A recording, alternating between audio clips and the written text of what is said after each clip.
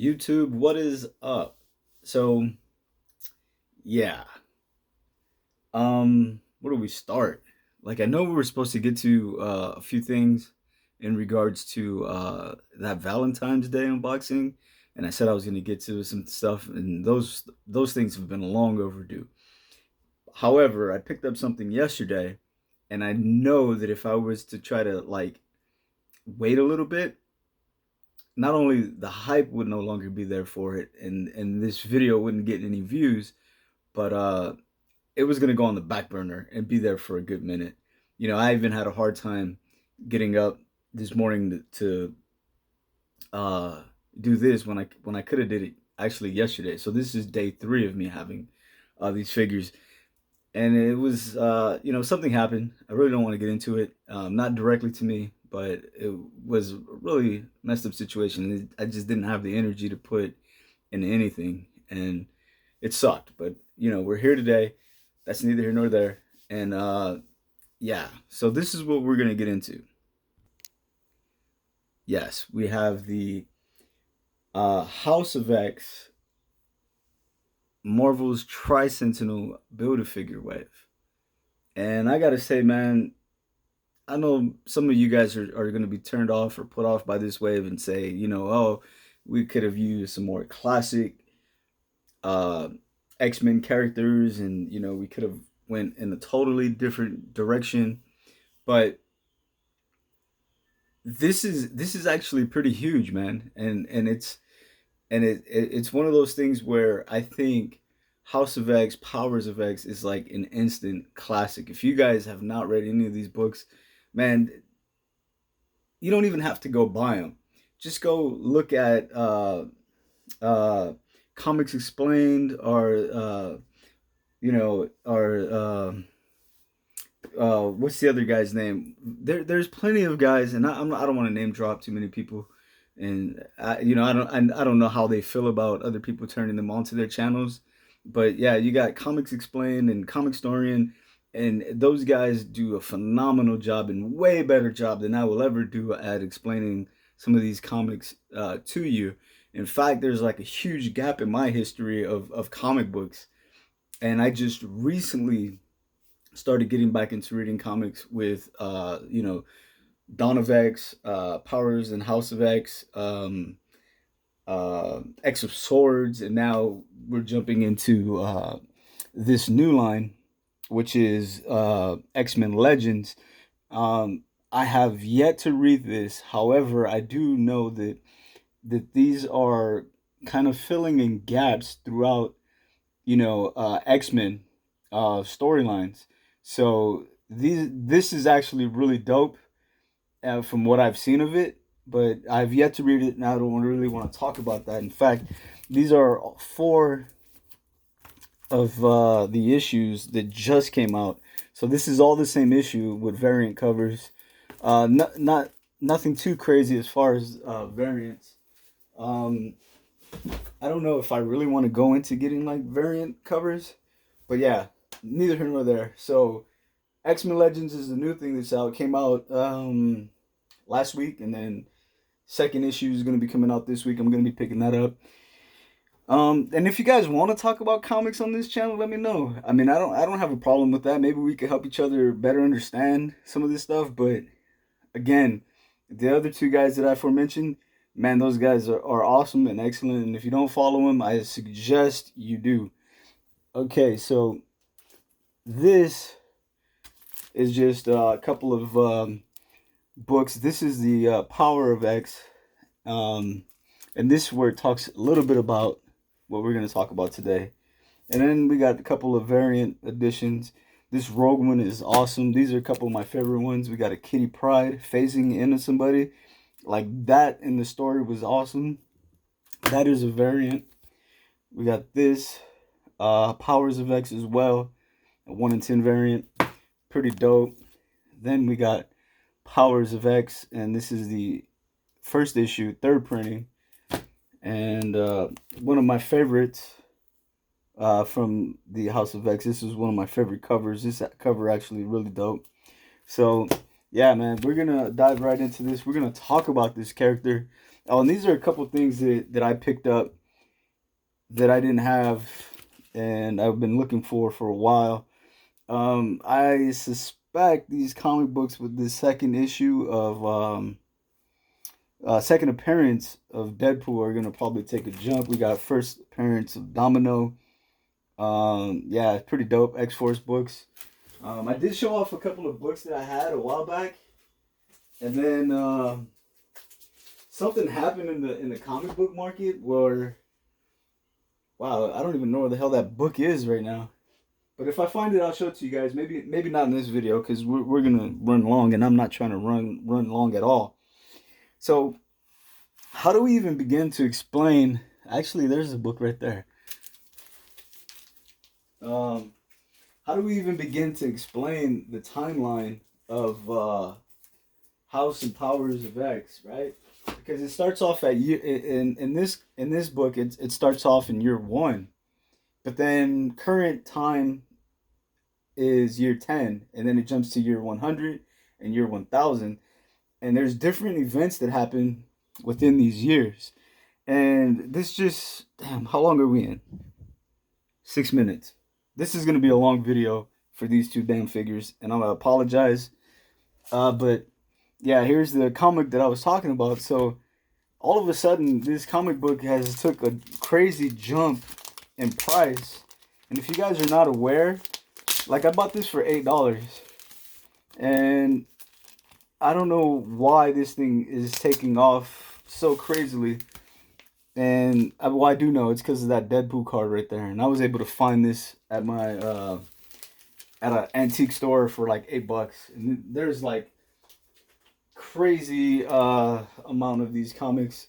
And there's like also another version. It's the same copy, but then this is like the negative is reverse. So what's white is black, and what's black is white, and that's like an error. And that was one of the comic books a lot of people were looking for some time, but that is the legit one. So we're not gonna talk about that too much. So yeah, this timeline is insane, and you would have to get that right off the bat. Like, okay, we got year one, we got year 10, right? Which is year one, which is the recent past. 10 year 10 is the present. Year 100 is the war between humans, mutants, and machines, and then year 1000 is where machines and mutants are kind of coexisting, but not really. And there's like mutants are pretty much a higher form of being, if that explains it. But it's very interesting. So in year one, we have Moira, and we don't know who Moira is. I mean, we know of her going into this book, but in the comic, it doesn't say flat out who she is right off the bat. We just see Professor X at a where is he walking around in the park? Wow, like at a fair or something. And she approaches Professor X as he's walking around the park. And after some small talk, she tells Charles that she couldn't help but notice, how happy he was, and he explains that it was because of a dream that he had of a better world and his place in it. And Moira tells him, that's not a dream if it's real. And Charles is kind of taken back by it because he never told her his name. And then Moira goes on to tell him, hey, read my mind. And he sees all the lives that she lived. And this is what's different about her character, is where Moira was like a scientist who worked on mutant genes and try to uncover and help them with their powers and stuff like that. But in this comic, she's totally different. So she lives a life, and then when she passes, she comes back again with her memories, and that's really important to the this storyline. And we'll get into some things that happen and later on as we're talking about some of these figures, because it has something to do with, like, let's say Logan in her ninth year, where something happens, and we'll talk about that then. But yeah, so from in the comic, it jumps from there from that year 1 to year 10, and it shows, talks about Professor X and Magneto and Mystique. They're trying to get some type of not a disc, but like a USB card or something. And we'll open that comic and we'll talk about that. And then from there, it jumps to year 100, and that's where humans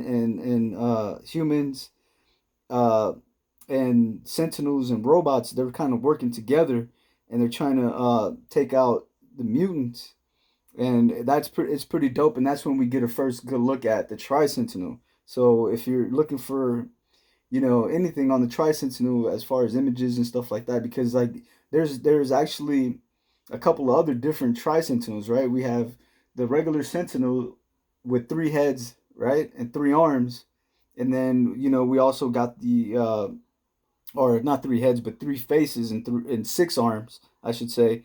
And then that was like, and then it became an adversary of the Amazing Spider-Man, and it was called the Spider Bot, which is really weird. But that's not the same Tri Sentinel. That's actually totally different. In fact, the one we're getting is strictly based off of this, and the other one that I was talking about is like a villain or an antagonist to what was it, Cosmic Spider-Man? Yeah, and the Amazing Spider-Man. So yeah, and then it jumps into issue 2 after that, and then it takes us back uh, to year 1 in issue 2, right, where we learn that this is Moira, and they're arriving on M Island or Island M. I think it's Island M, somewhere like the Bermuda Triangle, and that's where they meet up with Magneto, and she tells them, "Hey, you guys need to join forces. I lived this lifetime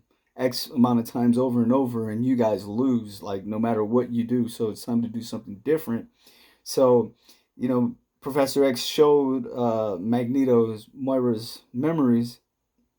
I can't say that again. And that's when he learned of all of his future failures, and how many mutant lives were lost in his battles over and over, and it just repeated L after L for him. And then he finally agrees to work with Professor X and Moira, and yeah, man, pretty dope. So hopefully you guys got the gist of that. If not, like I said, go look at the other guys' videos, and then go from there. But okay, where's my box cutter? Let's pause this, crack these things open, and go from there. Alrighty, so there we have her out of package, and we did open both. I'm not sure how I'm gonna have her on my shelf, but we got 2 different options, so I figured, okay, we get 2 different figures. I just go with whichever one I like better. Not sure if my son's gonna want it, so if he doesn't care for the figure, I got an extra, you know, Tri-Sentinel leg, and that's gonna be the left leg. Really thin, kind of reminiscent of the SPDR Build a Figure, and I'm pretty sure you guys heard that by now a few times. Um, so left leg, and then we did get an extra head, right? So we have those there, and then we got this version. Let's see if you guys can see that a little better. And I gotta say, man, this is a really, come on, good looking head sculpt. And even with the glasses, like you can give us this for Moira, and that's not an attack on her by any means. But then you give us those horrible glasses on that Spider-Man, on the Peter Parker. Okay, she just did a front flip off the shelf. And then we got this head here with the with no glasses. And that's actually a really good look for her. If we can get this to focus a little better. There it is. Not quite. But yeah, really, really good looking figure. Really nice head sculpt. And then we also got this sachet, this neck piece for her, a book, pretty dope, right? Some interchangeable arms. Now, for some reason, the right arm, like this thing is really weird. Like I don't have any issues with, let's get this on camera, with this arm and bending it to where, it looks good. Now as I say that, look, you see what I mean? And with this one, it feels like it's gonna tear out, man. It's I don't know, maybe you're gonna have to play some tricks with it. And it's not just this arm on one of the figures, it's both of the right arms. It's like that, and I don't understand why. Let's pick this up here.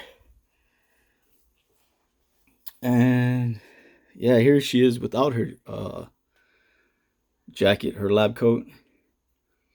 Really, really good looking. Let's bring both of them in for a second. And there's like an up close of the two together. And man, those glasses are just really, really good. And if only they give us the Peter Parker like that. Like that's a shame. They give us some fogged out glasses. Like actually, it was like painted white or what have you. But yeah, man, really, really dope figure. Um, I would suggest picking her up if you want the Tri Sentinel. I mean, I think it's a dope addition to the collection, and especially what's going on, with this series, and going into from here it went into X of Swords, and now we got just teased a sword which I believe is Excalibur, and some people are like speculating that, oh, we might get Excalibur figures or a box set. Well, I'm not too sure because I'm pretty sure there's another X-Men uh, series that hasn't been announced that will be announced shortly, and just speculating on that. Like I don't have inside information like that, but I got some information that hey, we're gonna get a new X-Men line coming soon, and I want to say that it might be X of Swords, and some of these figures actually tie into Dawn of X, X of Swords, and including House of X and Powers of X. So yeah, I think we're gonna get some more recent stuff sooner than later. And here's a quick look at the Tri Sentinel there. So this is the one that we're gonna be putting together, and then here you have a look at some of the robots, the Tri Sentinel, and the actual Sentinel that we're more accustomed to, and it looks very much so like the Toy Biz version. But then again, we don't have that HasLab Sentinel in hand yet, and I can't wait for that, man. I got a couple of those things coming in, and I'm pretty stoked about that. And then Moira is very reminiscent of her comic book look, right? Although it's green, and like it would have been dope as hell if they would have went with the green, right? And went more true to the comic book. So there she is, where she approaches Professor X, and then this is what she talks to him about that she went to a psychic, and he told her about the three cards. And if you read the storyline, the magician happens to be Rasputin, and then you got the devil, which is Cardinal.